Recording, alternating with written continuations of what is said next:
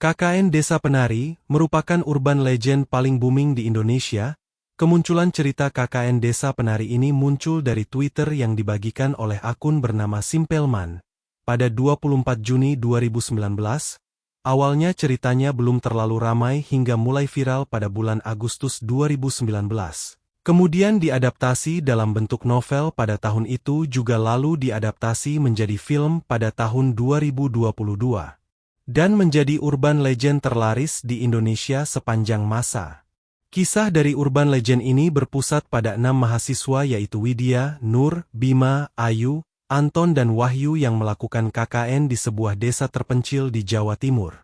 Setelah sampai di sana kepala desa menjelaskan aturan dan adat serta tempat terlarang yang tidak boleh dimasuki ke sana. Namun 2 mahasiswa Bima dan Ayu melanggar aturan tersebut dan menemui penghuni hutan keramat di situ. Membuat perjanjian dengan Bima yang ingin memikat Widya sedangkan Ayu yang ingin memikat Bima. Akibat dari pelanggaran itu, mereka semua diteror oleh kejadian-kejadian mistis. Mulai dari suara-suara misterius, penampakan penari gaib hingga sampai kerasukan. Melalui sumbernya Simpelman mengatakan jika kisah ini benaran kejadian nyata, yang dialami oleh mahasiswa di Universitas di Surabaya pada tahun 2009. Namun nama para tokoh dan kampus hingga desa tempat kejadiannya disamarkan.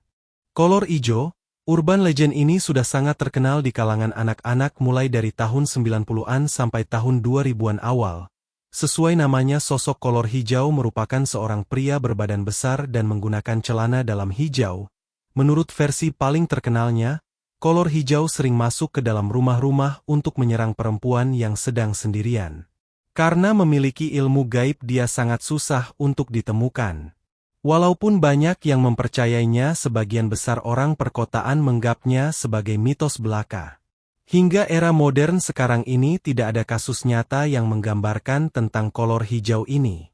Rumah Kentang, urban legend satu ini juga merupakan urban legend paling terkenal di Indonesia. Menurut versi paling terkenalnya adalah seorang pembantu rumah tangga yang sedang memasak kentang di dalam kuali yang sangat besar. Kemudian anak dari pemilik rumah itu jatuh ke dalam kuali masak kentang tersebut.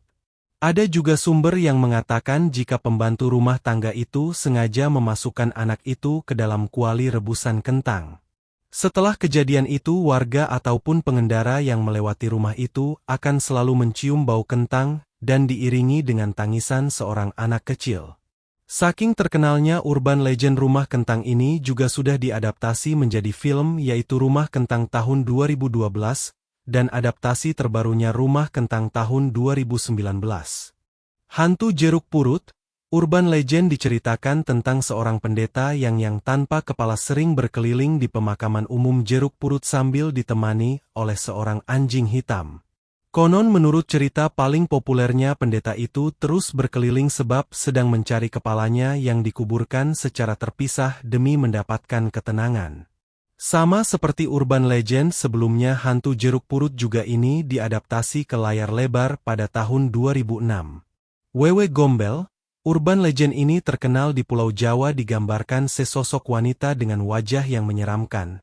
Suka menculik anak-anak yang sering berkeliaran seorang diri.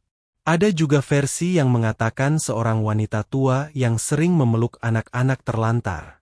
Wewe Gombel biasanya bersembunyi di tempat-tempat angker seperti rumah kosong. Setelah menculik anak-anak akan dikembalikan dalam keadaan lemes. Urban legend Wewe Gombel sudah turun-temurun dipakai untuk menakut-nakuti anak-anak yang nakal atau sering keluar malam. Nenek Gayung. Aku yakin hampir dari kita semua sudah pernah mendengar tentang Nenek Gayung. Menurut versi populernya Nenek Gayung merupakan sosok nenek-nenek yang sering berjalan di jalan yang gelap dan sepi sambil memegang gayung. Konon katanya jika seseorang bertemu dengannya dan sengaja memperlihatkan gayung di tangannya orang itu akan mengalami nasib buruk. Ada juga versi yang mengatakan Nenek Gayung akan memandikan korbannya untuk dijadikan ritual gaib. Modus pendekatannya biasa Nenek Gayung akan pura-pura tersesat dan menanyakan jalan ke korbannya.